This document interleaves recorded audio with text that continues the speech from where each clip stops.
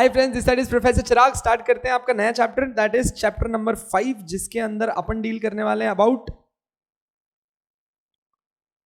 Indian equity. अच्छा, Indian equity, पर Indian equity अगर आपके चैप्टर के आगे नाम पढ़ोगे तो क्या कह रहा है? It's Indian equity, that too it is non fund based. So it's Indian equity non fund based. अच्छा, पहले बात समझेंगे, एक एक चीज स्लो एंड स्टेडीली चलते हैं। आप एक कंपनी है, आप आज पैसा रेज करना चाह रहे हो, आप एक कंपनी हो जो आज पैसा रेज करना चाह रही है। तो भाई मेरे लिए एकदम लेमन में, अगर एक कंपनी पैसा रेज करना चाहती है तो दो तरीके हैं।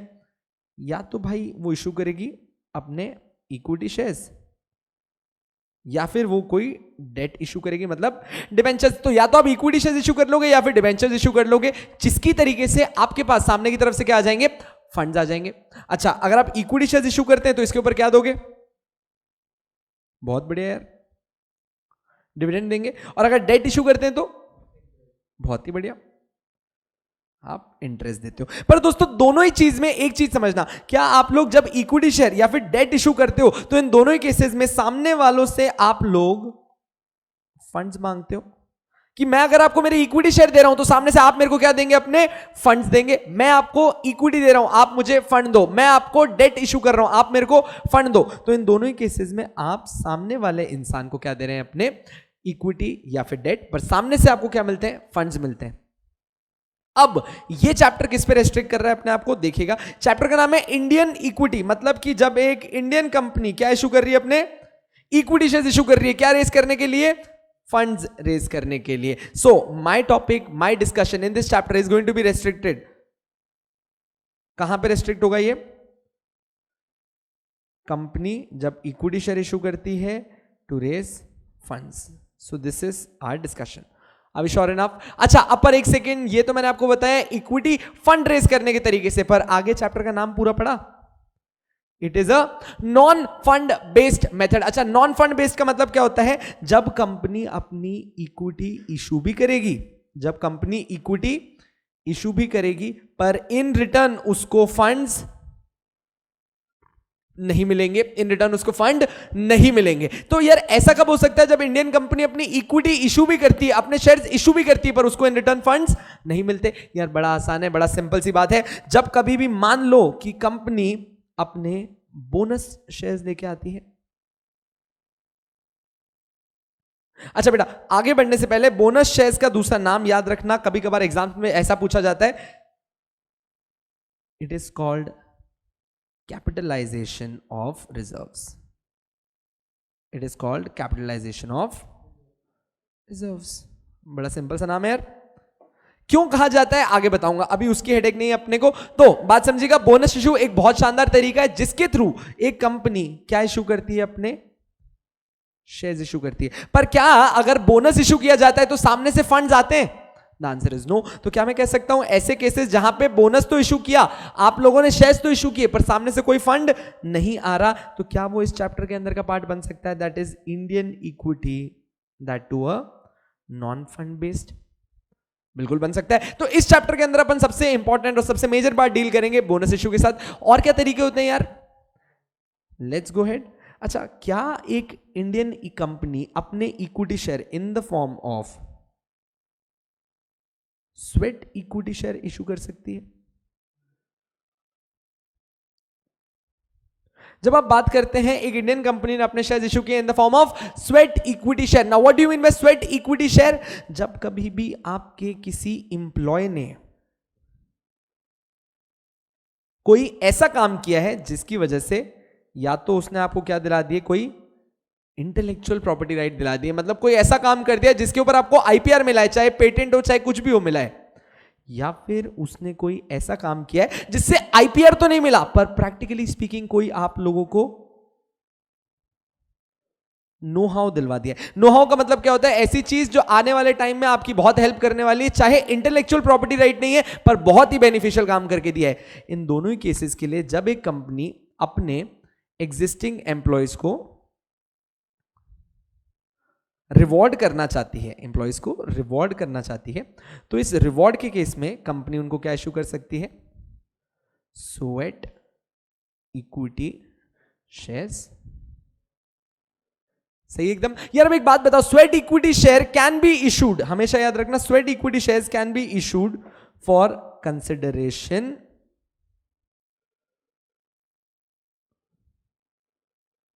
Other than cash.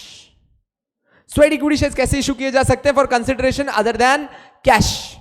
मतलब यहां पे भी आपके शेयर्स तो गए पर फंड नहीं आया। तो क्या स्वेट इक्विटी शेयर्स भी हमारे इंडियन इक्विटी, वो भी कौन से वाले, नॉन फंड बेस्ड के अंदर आ जाएगा? यस। तो इसी तरीके की अलग अलग सिक्योरिटीज जैसे कि bonus share, sweat equity share, इनके ऊपर अपन लोग बात करने वाले हैं इस चैप्टर के अंदर। विदाउट वेस्टिंग एनी टाइम, सबसे पहले इस चैप्टर का मेन पार्ट जो जहां से शुरू किया जाए वो है बोनस इशू, वहां से शुरू कर दिया जाए। सही बात है। तो चलिए, आई बिलीव आप लोग को चैप्टर का इंट्रोडक्शन बिल्कुल अच्छे से मिल चुका है। Now we need to further move towards what is a bonus issue. Please अपने नोट्स ओपन कर लीजिएगा, चैप्टर 5 के स्टार्टिंग में है बोनस इशू। अच्छा यार, व्हेन आई से दिस वर्ड बोनस इशू, आपके दिमाग में सबसे पहली चीज क्या आती है कि एक कंपनी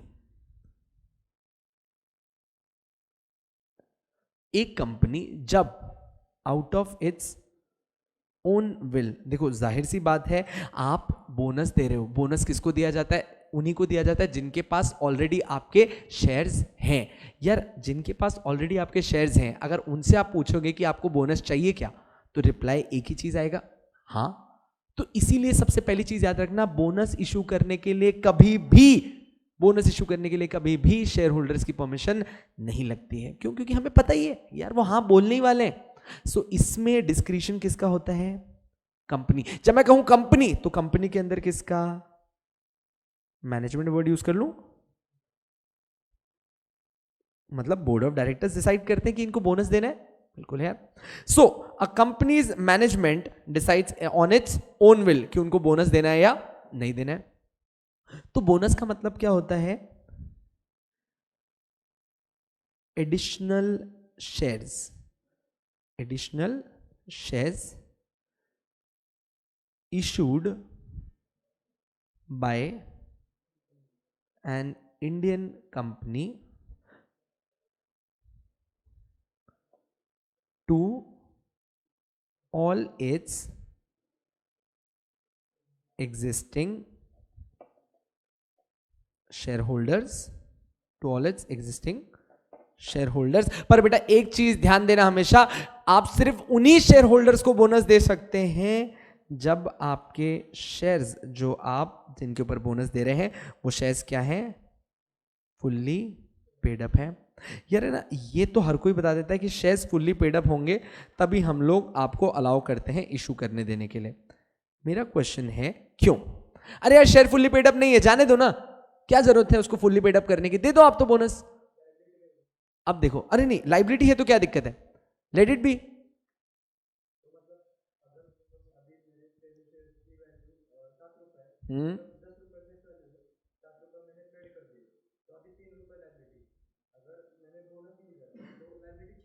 बहुत ही बढ़िया यार। आपकी फेस वैल्यू है शेयर की 10 रुपए, और मान लीजिए शेयर पे आपने पेड अप वैल्यू दे रखी थी 7 रुपए, अनपेड कितना था? 3 रुपए।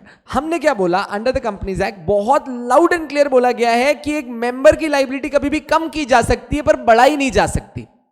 अगर आप एक अनपेड शेयर जिसके ऊपर आप उसको मान लीजिए 1:1 पे बोनस दे रहे हैं, 1:1 पे बोनस दे रहे हैं, अब जब आप उसे 1:1 पे बोनस दे रहे हो, इसका मतलब है उसके पास एक शेयर था पहले, जिसकी वैल्यू थी 10 रुपए, पर ऑलरेडी उस पे उसका अनपेड अमाउंट कितना था? 3 रुपए था। अब उसके पास कितने हो जाएंगे? 2 शेयर हो जाएंगे। एक शेयर क्या है? बोनस है। और हमने कहा भाई बोनस शेयर की प्राइस तो उतनी होगी जितनी आपके नॉर्मल शेयर की प्राइस थी। तो क्या मैं कह सकता हूं इस केस में अब इसके पास 2 शेयर हो जाएंगे जिनकी प्राइस है 10 रुपए, और दोनों पे कितने कितने रुपए बाकी हैं? 3-3 रुपए अनपेड रह जाएंगे। तो क्या मैं कह सकता हूं इन अदर वे राउंड, आपने क्या किया, उसकी लाइबिलिटी पहले 3 रुपए थी, पर बोनस इशू करके उसकी लाइबिलिटी क्या कर दी आप लोगों ने, 3 + 3 दैट इज 6 कर दी, मतलब आपने लाइबिलिटी बढ़ा दी। इसीलिए हमने सबसे फोरमोस्ट इंपॉर्टेंट पॉइंट बोला कि जब कभी भी यार आप बोनस करने जाते हो, आपके शेयर्स की प्राइस क्या होनी चाहिए, ऑलरेडी फुल्ली पेड अप होनी चाहिए। कभी भी अनपेड शेयर्स के ऊपर आप बोनस इशू नहीं कर सकते। यहां तक सबको एकदम क्लियर है? चलते हैं यार इसके आगे। अच्छा याद रखना हमेशा यार, कंपनी में बोनस डिक्लेयर कौन करती है, उसकी बोर्ड ऑफ डायरेक्टर्स, मतलब मैनेजमेंट। हमने क्या बोला, अरे मैनेजमेंट को ये पावर किसने दिया, इसीलिए सबसे इंपॉर्टेंट और सबसे मेन बात, a company must be authorised, a company must be authorised to issue bonus shares by its article of association. अगर आर्टिकल ऑफ एसोसिएशन के अंदर नहीं लिखा हुआ है कि आप बोनस इशू कर सकते हैं, तो आप बोनस इशू नहीं कर पाएंगे। अच्छा इन द इवेंट एओए के अंदर नहीं लिखा है तो क्या किया जाए, हमने बोला नहीं लिखा है तो कोई दिक्कत नहीं है, ऑल्टर कर दो, सिंपल सी बात है। अगर आर्टिकल ऑफ एसोसिएशन में नहीं लिखा है तो पहले आप क्या करेंगे, note alteration of AOA will be done in the event of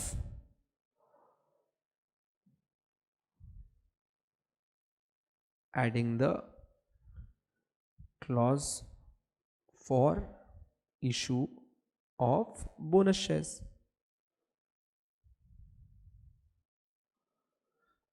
ठीक है भाई, ये भी बड़ा इजी था। अच्छा अब मुझे एक बात दिमाग लगा के सोच के बताना, आप बोनस इशू देने जा रहे हो, बोनस मतलब फ्री में दे रहे हो, ओनर को उसी का पैसा वापस दे रहे हो, इसीलिए मैंने आपको बोनस इशू का दूसरा नाम क्या बताया था, capitalisation of reserves, capitalisation of reserves. अब मेरे को क्या चाहिए कि आप लोग सोच के बताएं कि आप लोग कहां से पैसा लाओगे बोनस इशू को फंड करने के लिए। मतलब देखिए एक बात जाहिर सी याद रखिएगा, अगर आप बोनस इशू कर रहे हो यार तुम फोकट में, तो मेरे को फर्क नहीं पड़ता, मेरी शेयर कैपिटल में पैसा आने वाला है, ये तो नक्की है। अगर आपने देखा मैंने आपको अभी भी इसका नाम क्या बताया, दूसरा कैपिटलाइजेशन रिजर्व, मतलब यहां पे पैसा कहां से निकालेंगे, अपन रिजर्व्स में से पैसा निकालेंगे और उसको कहां लेके जाएंगे, कैपिटल में लेके जाएंगे। हेंस इसको बोनस इशू को कैपिटलाइजेशन ऑफ रिजर्व्स का नाम भी दिया गया। तो याद रहे the sources from where,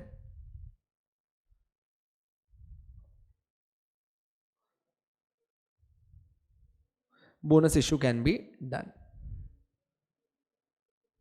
so far so good, कोई प्रॉब्लम नहीं। सबसे पहले हमने बोला आप जाओ अपने सिक्योरिटीज प्रीमियम अकाउंट में, आप अपने सिक्योरिटीज प्रीमियम अकाउंट से जितना चाहिए उतना पैसा निकालो बोनस इशू करने के लिए, हमें कोई दिक्कत नहीं है। क्यों? क्योंकि securities premium account owner's fund है, देना है दो, उन्हीं को दे रहे हो, ओनर्स को इक्विटी दे रहे हो, मतलब उन्हीं का पैसा उन्हीं को दे रहे हो, अलाउड। हमने कहा सर और कहां से पैसे निकाल सकते हैं, इसने कहा भाई सिक्योरिटीज प्रीमियम के साथ साथ आपके फ्री रिजर्व्स कह दूं जनरल रिजर्व्स की जगह, फ्री रिजर्व्स में से जितना पैसा निकालना है वहां से निकाल लो, और साथ साथ में सीआरआर आपके capital redemption reserve,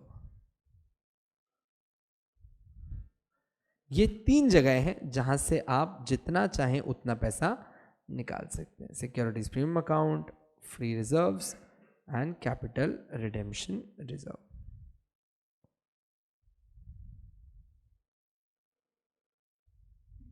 done. I am just liking to paint, आप लोग अगर लिख लें तो मुझे बता दीजिएगा। लिख लिया क्या? ठीक है चलिए ओके। यहां पे आपने देखा securities premium account, free reserves, capital redemption reserve, हमने अभी बात की। अब ये पूछ रहा है कहां से फंड्स नहीं निकाल सकते, हमने बोला वही कहां से निकालने का क्या मतलब है, जब हमने तुझे बता दिया कि फ्री रिजर्व्स में से निकाल ले, सीआरआर से निकाल ले और एसपी से निकाल ले, इसके अलावा कहीं और हाथ मत लगाना। उसने कहा कोई स्पेसिफिकली बता सकते हो कि कहां से हाथ मत लगाना, मैं कहा ठीक है ले भाई note, issue of bonus shares, issue of bonus shares can never be done out of the revaluation reserve, out of the revaluation reserve.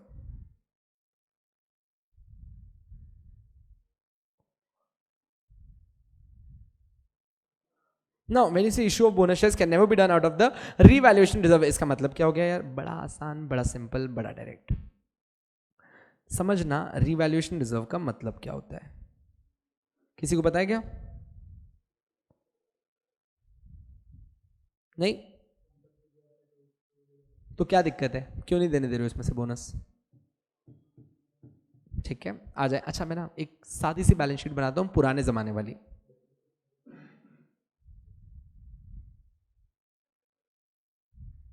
पुरानी वाली जमाने की लाइबिलिटी एंड एसेट्स, ऐसी आपकी बैलेंस शीट हुआ करती थी, बड़ी मासूम सी। ठीक है, इस मासूम बैलेंस शीट के अंदर दिमाग लगाना। आपकी एसेट्स के यहाँ पे लैंड लिख लूँ, मशीनरी लिख लूँ, बिल्डिंग लिख लूँ। मान लो आज लैंड की वैल्यू है 1 लाख रुपए, मशीनरी की वैल्यू है 1 लाख रुपए और बिल्डिंग की वैल्यू है 1 लाख रुपए। यहाँ तक ठीक है। और यहाँ पे मान लीजिए मैं लिख रहा हूँ share capital and free reserves.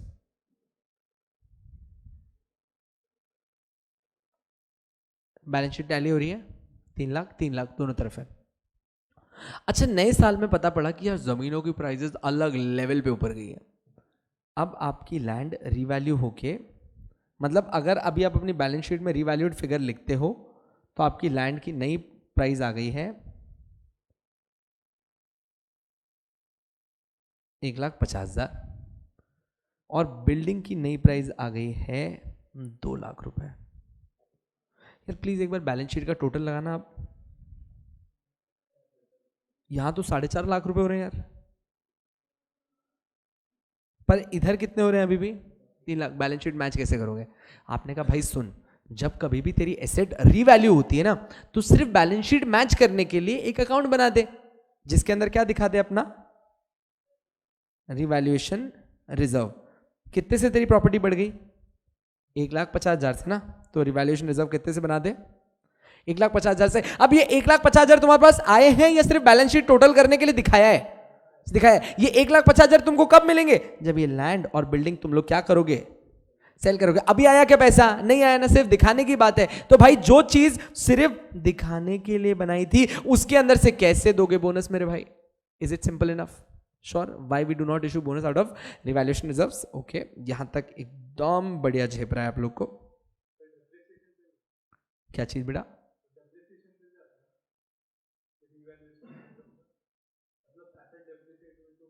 Same चीज हो जाएगी ना भाई, ये वैल्यू कम हो रही है, अभी उसी का लॉजिक दिया ना। आ जाते हैं, एक बार जल्दी से नोट्स की रीडिंग मार लें आपकी जल्दी से। चलिए स्टार्ट करते हैं। अ कंपनी में by its articles provide capitalise its profit by issuing fully paid bonus shares and the issue of bonus shares by company is a common feature when a company is prosperous and accumulates large distributable profit। देखो जाहिर सी बात है, आप bonus देने की बात तभी करते हो जब आप एक प्रॉस्परस सिचुएशन में हो। प्रॉस्परस मतलब शानदार पैसा है आपके पास, भर भर के पैसा पड़ा है और अब आप एक डिस्ट्रीब्यूटेबल जोन में आ गए। डिस्ट्रीब्यूटेबल जोन का मतलब क्या है? बहुत प्रॉफिट है, किसी को लोन उतारना नहीं है, सबसे पैसा आ चुका है, अब बात है बांटने की। It converts these accumulated profits into capital. अब देखो, वैसे हम क्या बोलते हैं कि भाई फ्री रिजर्व्स को यहां यूज मत करना, सिक्योरिटीज पेमेंट को यहां यूज मत करना। हमने उनके सारे फंड्स के ऊपर क्या डाल रखे थे? रेस्ट्रिक्शंस डाल रखे थे, हमने सब हटा दिया। बेस्ट तरीका, जैसे ही आप बोनस इशू करोगे, आप सिक्योरिटीज प्रीमियम का सारा पैसा, फ्री रिजर्व का सारा पैसा, सीआरआर का सारा पैसा कहां लेके चले जाओगे? कैपिटल के अंदर लेके चले जाओगे। और कैपिटल कंपनी अपनी मर्जी से इस्तेमाल करती है, आपकी मर्जी से नहीं। जहां कंपनी को जरूरत होगी वहां उस पैसे को यूज करेगी।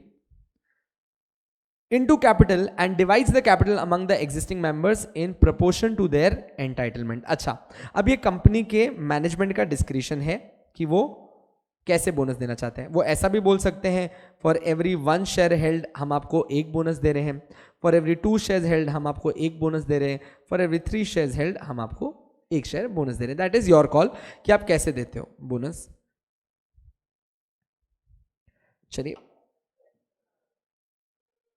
their entitlement, members do not have to pay any amount for the shares, they are given them for free. The vesting of the rights in the bonus share takes place when the shares are actually allotted and not from any earlier date. इसका मतलब क्या हुआ, जिस दिन shares आपको allot हो गए वहां से शेयर्स आपके हुए, उससे पहले आपके पास उन शेयर्स के ऊपर कोई भी राइट नहीं होता है। जिस दिन आपको शेयर्स अलॉट हो गया उस दिन से शेयर आपका, जब तक अलॉटमेंट नहीं हुआ तब तक शांति से बैठे रहना, कुछ भी आपके राइट्स नहीं है। So in other words, when a company is desirous of bridging the gap between capital and fixed asset, it issues bonus share to its equity shareholders known as capitalization of reserves. अच्छा, आप देख लीजिए next topic मैंने अभी करवाया आपको, provision for funding bonus issue. कहां से फंड आता है? 3 जगहों से। कौन सा? SPA, second free reserves, third चल लेते। So as per section 63 subsection 1, a company may issue fully paid up bonus shares to its members in any manner whatsoever out of its free reserves, securities premium account and capital redemption reserve. नीचे मैंने दिए कुछ 3 important notes जो आप लोगों को हमेशा याद रखने हैं। पहला नोट है, no issue of bonus shares shall be made by capitalizing reserve created by the revaluation reserve. क्या revaluation reserve का लॉजिक एकदम क्लियर है? Second, bonus shares shall not be issued in lieu of dividend. Very important point. तो अच्छा, ये तो था आपका नोट 1। नोट 2 क्या कह रहा है?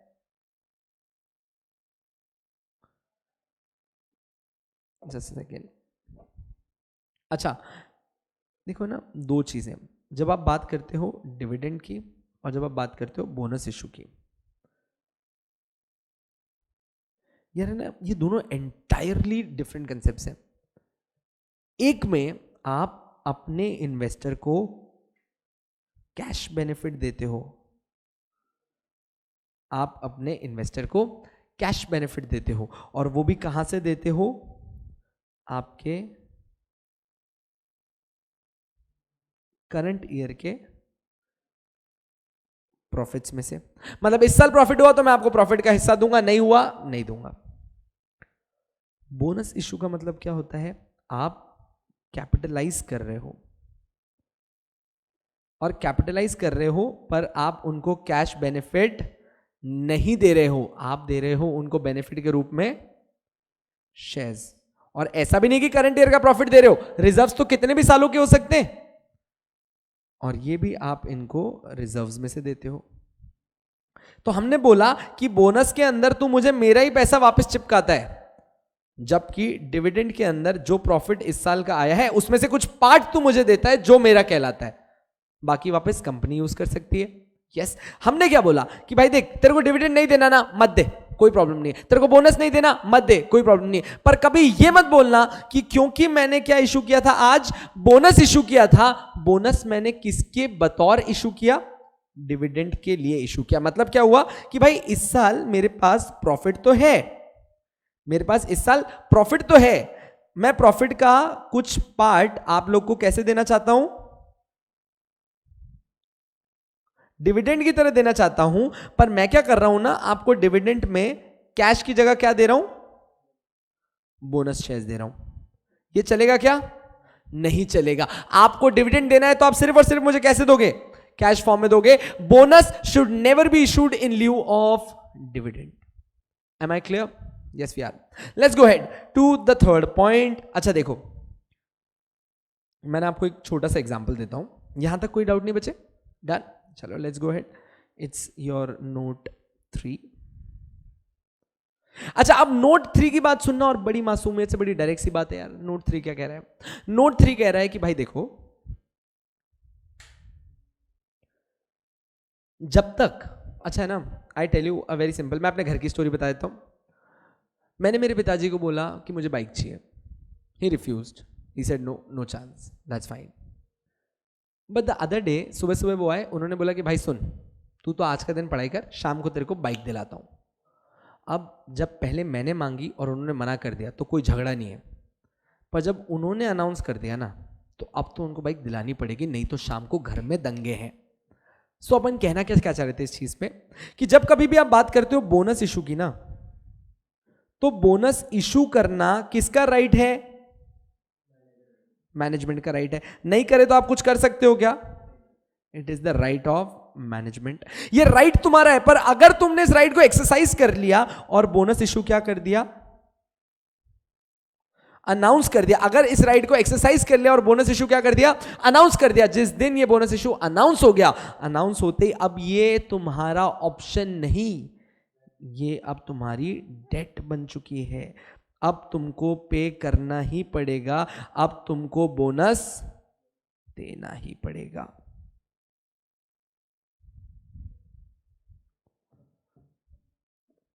डन है क्या? सिंपल भी है। अच्छा, अब है ना यार, अपन आज सेबी की आईसीडीआर रेगुलेशन स्टार्ट कर रहे हैं 2018। बहुत डिटेल में दिया गया है सेबी की आईसीडीआर रेगुलेशन 2018 में। अच्छा, आईसीडीआर रेगुलेशंस का मतलब क्या होता है? Issue control disclosure requirement 2018। क्या 2018 लेटेस्ट है? नहीं दोस्त, 2019 भी आ गई हैं, अमेंडेड वर्जन आ गए हैं 2019 के। बेहतरीन तरीके से उन्होंने बहुत वर्ड्स को चेंज किया है, नई डेफिनेशंस ऐड की हैं। हाउएवर इस चैप्टर के अंदर 2019 से रिलेटेड कुछ भी नहीं है, इसीलिए हम लोग सेबी के आईसीडीआर 2018 फॉलो कर रहे हैं। Are we sure and direct with this? Yes we are. तो आते हैं सेबी के आईसीडीआर गाइडलाइंस पे।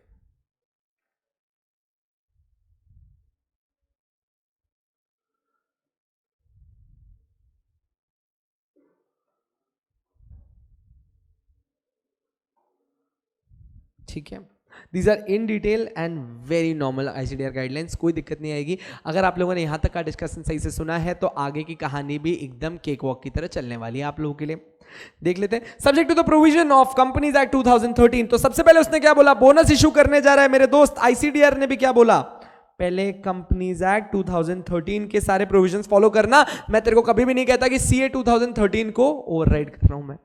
पहले कंपनीज एक्ट 2013 और any other applicable law, a listed issuer shall be eligible to issue bonus share to its member. आप कब कब इशू कर पाएंगे बोनस शेयर? देखिएगा, इफ, सबसे पहला जो मैं आपको ऑलरेडी करा चुका हूं, it is authorised by its article of association for issue of bonus shares, capitalisation of reserves. However, if there is no such provision in the article of association, the issuer shall pass a resolution as its general body meeting making provision in the article of association for the capitalization of reserves। तो भाई companies Act 2013 ने सबसे पहले और सबसे important चीज क्या कही कि भाई, आई एम सॉरी, आईसीडीआर ने सबसे इंपॉर्टेंट चीज क्या कही कि आप तो पहले कंपनीज एक्ट 2013 के सारे प्रोविजन फॉलो करना, और साथ साथ में सबसे पहला आप ऑथराइज्ड होने चाहिए।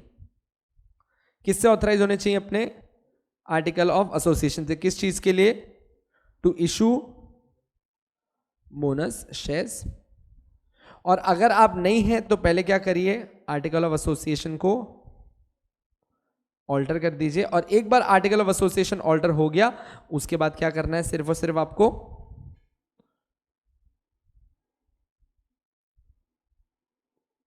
Issue of bonus shares alter करके आर्टिकल ऑफ एसोसिएशन में बोर्ड ऑफ डायरेक्टर्स के पावर में डाल दीजिए कि बोर्ड ऑफ डायरेक्टर्स इशू कर सकते हैं बोनस शेयर्स। यहां तक सब साथ में। Second, it has not defaulted in the payment of interest और principal in respect of fixed deposits और debt securities issued by it. अपने घर की उधारियां उतारी नहीं जा रही, चले दान धर्म करने। सेकेंड कंडीशन, आपने कोई भी अपने ऊपर जो डेट थी उसके प्रिंसिपल के पेमेंट में या फिर उसके इंटरेस्ट के पेमेंट में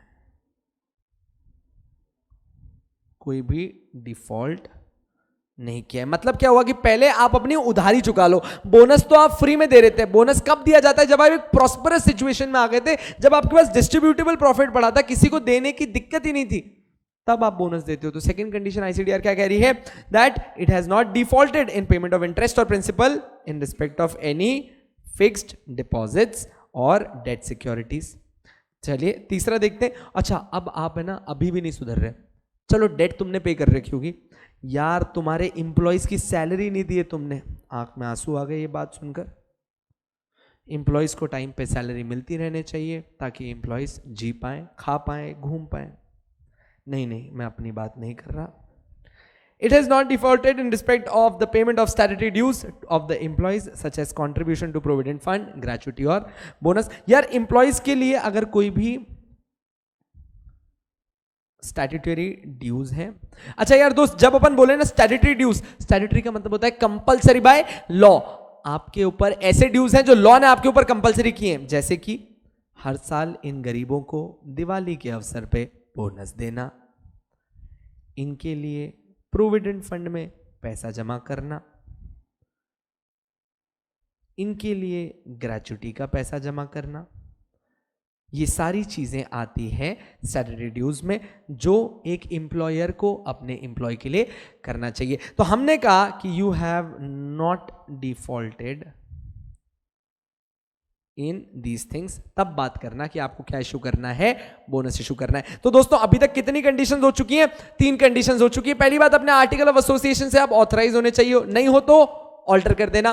सेकंड, आपने क्या बोला, आपकी कोई भी डेट में डिफॉल्ट नहीं होना चाहिए। बात समझो, उधारी होने में दिक्कत नहीं है, उधारी के पेमेंट नहीं किए टाइम पे उसमें दिक्कत है। तो you have not defaulted in any kind of payment of debt. तीसरा, you have not defaulted in payment of any kind of statutory dues about your employees. Statutory dues का मतलब क्या होता है? Bonus, provident fund, gratuity. चलते हैं next. Outstanding partly paid shares on the date of allotment of bonus shares are made fully paid up. और last, आपके shares क्या होने चाहिए? फुल्ली पेड अप होने चाहिए यार।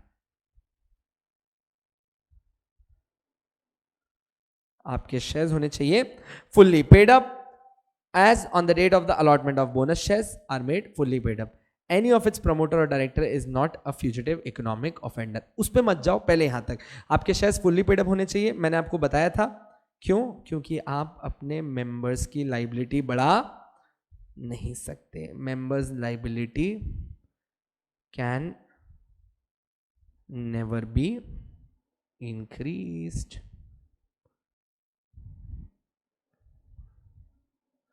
तो अभी तक मैंने आपको 4 चीजें पढ़ाई है। आर्टिकल ऑफ एसोसिएशन से ऑथराइज। सेकंड, डेट में कोई भी डिफॉल्ट नहीं होना चाहिए। थर्ड, स्टैट्यूटरी ड्यूज में कोई डिफॉल्ट नहीं होना चाहिए। फोर्थ, आपके शेयर्स पूरे फुल्ली पेड अप होने चाहिए। अब फिफ्थ, इसमें इसी का सब पॉइंट है जो कह रहा है आपका प्रमोटर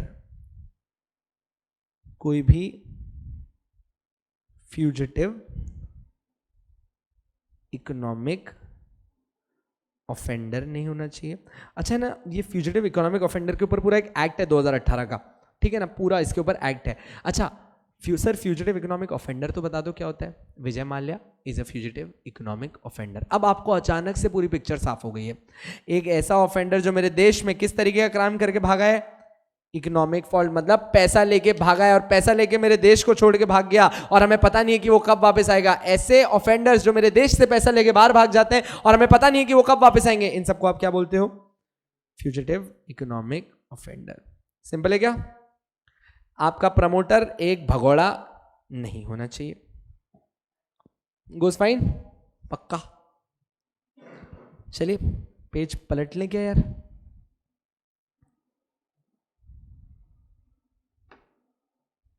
हाँ जी, आगे क्या है? Reservation for PCDs and FCDs. तो पहली कंडीशन तो आईसीडीआर के अंदर ये 5 थी, इसमें कोई दिक्कत नहीं है।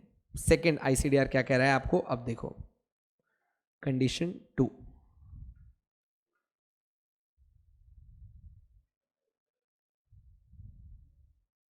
Reservations for PCD and FCD. अब पीसीडी और एफसीडी का मतलब क्या? यार आपने कोई डिबेंचर्स इशू किए हैं,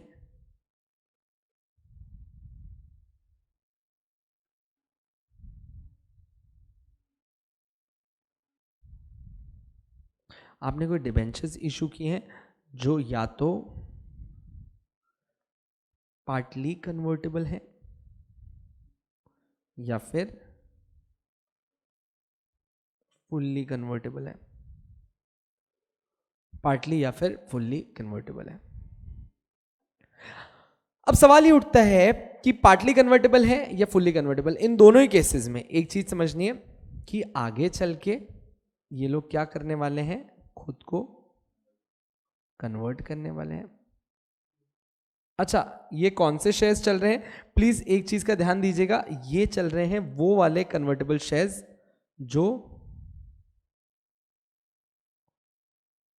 कंपल्सरीली कन्वर्ट होंगे ही होंगे, मतलब ये ऑप्शनली कन्वर्टेबल नहीं है। ये कौन से कन्वर्टेबल है, कंपल्सरीली कन्वर्टेबल है, मतलब आगे चल के शेयर्स होने वाले हैं, तो मतलब ये दोनों कन्वर्ट तो होंगे ही। आज डेट है और हमेशा डेट कन्वर्ट होती है तो वो क्या बनेगी आपकी,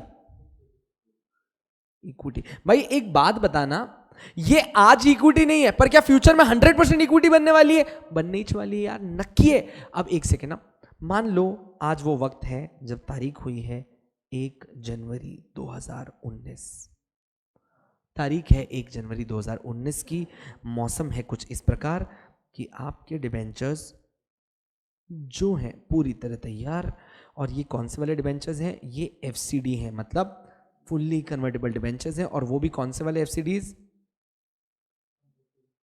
कंपल्सरीली कन्वर्टेबल एफसीडीज हैं। कोई दिक्कत नहीं है, रहने दो। इनका रीपेमेंट कब करना है, हमने कहा इनके रीपेमेंट का वक्त ऑलमोस्ट आ चुका है, 1 जनवरी 2020 में हम इन डिबेंचर्स को क्या करने वाले हैं, रीपेमेंट करने वाले हैं। कोई दिक्कत नहीं है, अगले साल जब तुम्हारे रीपेमेंट की बारी आएगी तो हम तुम्हें रीपेमेंट कैसे करेंगे, बाय इशूइंग यू शेयर्स। क्या मैं इस रीपेमेंट को रिडेम्पशन कह लूं,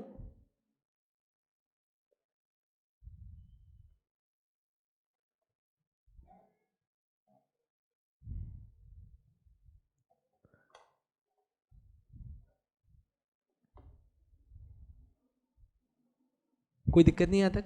अब बेटा बात समझना, सेबी बड़ा क्लेवर है। सेबी क्या बोल रहा है, बात समझ। मान ले कि तूने 1/6/2019 1/6/2019 को ये डिबेंचर्स ही रहेंगे या शेयर्स बन चुके होंगे, डिबेंचर्स ही रहेंगे। सर अभी तक तो डिबेंचर्स ही रहेंगे। इस टाइम पे आप लाए बोनस इशू, बहुत बढ़िया, लेके आओ। बोनस इशू का क्या मतलब होता है, हर इक्विटी शेयर होल्डर को आज आप क्या दोगे, बोनस शेयर दोगे। मानते हो यार, ये जो डेट वाला साइड में खड़ा था ये कह रहा था ओए थोड़े दिन में तो मैं भी इक्विटी बनने वाला था और तू पहले ही बोनस दे रहा है। जिंदगी में वापस कभी भी तुम्हारी कंपनी का क्या नहीं बनूंगा, डिबेंचर होल्डर। यार ये तो तुमने अपने ही डिबेंचर होल्डर्स को नाराज कर दिया कि कभी फ्यूचर में तुम्हारे डिबेंचर्स में इन्वेस्ट नहीं करेंगे।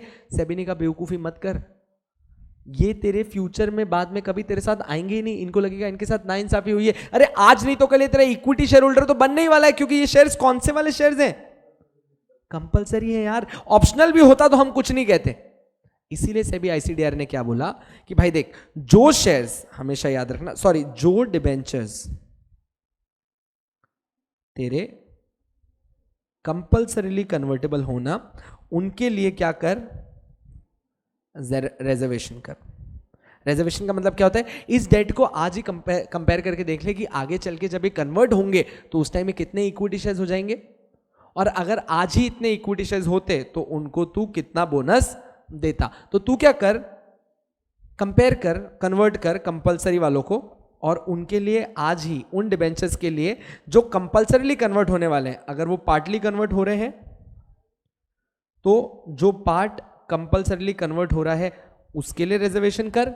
और मान लो कि अगर जो फुल्ली कन्वर्ट हो रहे हैं, जो फुल्ली कन्वर्ट हो रहे हैं, तो उसका फुल्ली रिजर्वेशन कर कि फ्यूचर में जब वो कन्वर्ट होंगे तो कन्वर्ट होते ही उनको साथ साथ में अपन क्या देंगे, बोनस शेयर्स भी देंगे। है कि नहीं, बहुत ही शानदार स्ट्रैटेजी सेबी की तरफ से, ताकि जो भी पार्शियली कन्वर्टेबल हो या फुल्ली कन्वर्टेबल हो वो भी खुश रहेंगे। और दिमाग लगाओ, आगे चल के तुम्हारे पास जो लोग डिबेंचर्स में इशू, डिबेंचर्स के अंदर आएंगे, वो भी कौन से वाले डिबेंचर्स खरीदने की कोशिश करेंगे, कंपल्सरी कन्वर्टेबल। तो ये एक डबल मार्केटिंग तरीका हो गया। बोलो भाई, कोई दिक्कत है क्या, नहीं है। तो पहले पॉइंट में अपन ने सेबी की गाइडलाइंस पढ़ी कि आर्टिकल ऑफ एसोसिएशन से ऑथराइज होना चाहिए, कभी कोई डिफॉल्ट नहीं करना आपने। थर्ड, रीपेमेंट करते वक्त में कोई डिफॉल्ट नहीं है, एम्प्लॉयज के लिए स्टैट्यूटरी ड्यूज क्लियर कर दिए, सब कर दिया। और प्रमोटर्स फ्यूजिटिव इकोनॉमिक ऑफेंडर नहीं होना चाहिए। एक पॉइंट और, आपके equity shares fully paid up होने चाहिए। सिंपल था क्या यार? बहुत ही सिंपल था। इसके बाद सेकंड चीज, अपने पीसीडीज और एफसीडीज मतलब कि पार्शियली कन्वर्टेबल डिबेंचर्स और फुल्ली कन्वर्टेबल डिबेंचर्स के लिए क्या करके रखना है? रिजर्वेशन करके रखना है। कौन से वाले पार्ट के लिए रिजर्वेशन करके रखना है? जो कंपलसरीली क्या हो जाएगा? कन्वर्ट हो जाएगा। बहुत ही हार्ड यार। अच्छा, तीसरा वाला पॉइंट देख लो, आईसीडीआर ने भी रिपीट कर दिया। बोनस इशू का प्रोविजन कहां से आएगा? रिपीट पॉइंट है, वापस तो नहीं पढ़ाऊं? नहीं, ठीक है। थर्ड है आपका प्रोविजन। तो हमने बोल दिया यार, देखो प्रोविजन बार बार मत बोलो, हमने कह दिया free reserves, securities premium account और सीआरआर। इधर में से कहीं से भी पैसा ले आना बोनस इशू करने के लिए, हमें कोई दिक्कत नहीं है। कहां से पैसा मत लाना?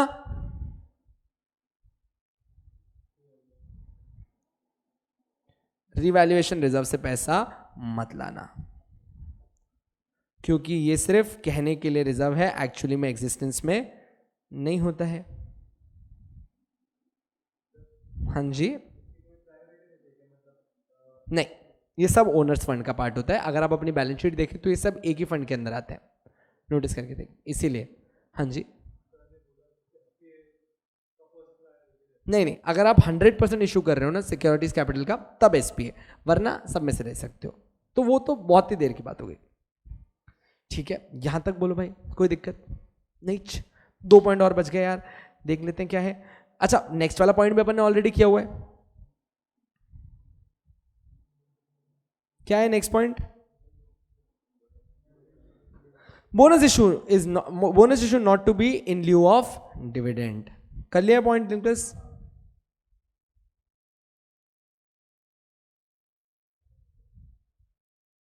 अबे चल जा, जस्ट अ सेकेंड, 2 मिनट यार, मेरी स्क्रीन अटक गई। बट ठीक है, वैसे इन आइदर केसेस ये दोनों पॉइंट्स के अंदर सबसे पहले क्या था? बोनस इशू आपको इन ल्यू ऑफ डिविडेंड नहीं करना है। और second, implementation of proposal with in 15 days. आप लोगों ने जो प्रपोजल दिया ना कि आप मुझे बोनस शेयर्स देने वाले हैं, ये आपको सामने डिलीवर कर देना है के अंदर, 15 दिन के अंदर इंप्लीमेंटेशन कर देना है। अगर आपने इंप्लीमेंटेशन नहीं किया तो आपने सेबी आईसीडीआर का क्या कर दिया है? उल्लंघन कर दिया है। यहां तक एकदम क्लियर है क्या? चलेगा। अब कल अपन इसके आगे बढ़ेंगे for procedure for issue of bonus shares. I hope ये लेक्चर यहां तक आप लोगों के लिए क्लियर था। Thank you for listening this video. कल मिलते हैं नेक्स्ट वीडियो पे आपके, जहां पे अपन डिस्कस करेंगे about what is procedure for issuing bonus share. Bye.